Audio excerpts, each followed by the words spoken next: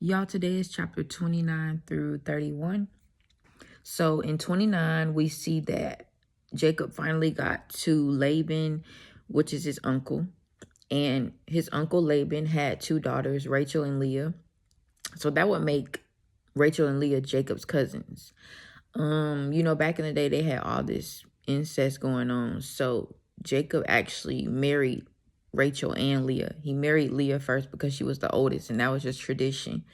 And then he married Rachel.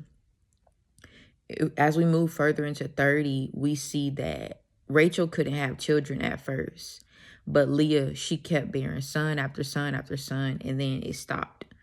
And then Rachel, she couldn't have children, so she gave her maid to Jacob to have a child for them.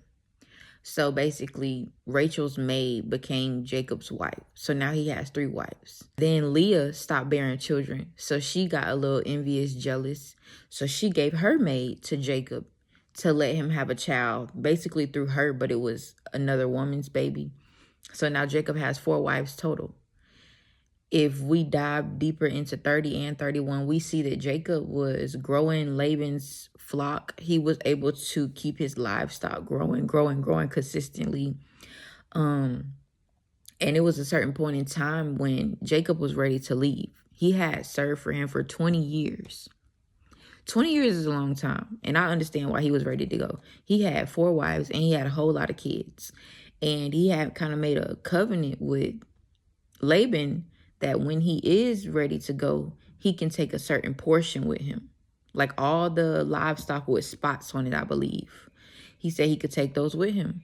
But then Jacob overheard Laban's sons. Again, you see jealousy. They were jealous. Y'all had all that time to grow them livestock, but y'all couldn't do it. But when Jacob came, he did it. So now y'all making conspiracies against him, how he shouldn't take what is supposed to be his. So Laban's sons had something to say about Jacob. And Jacob was like, nah, like he told Rachel and Leah, I hear your brothers talking about me. I'm going to flee in the night. So during the night, he fled. And then 3 days later, Laban heard about it and he started to chase after him. End of the story, they made peace. Jacob went on his merry way. Laban was happy, kissed his daughters goodbye. And that was the summary of chapter 29 through 31. Join me in reading the Bible for 365 days.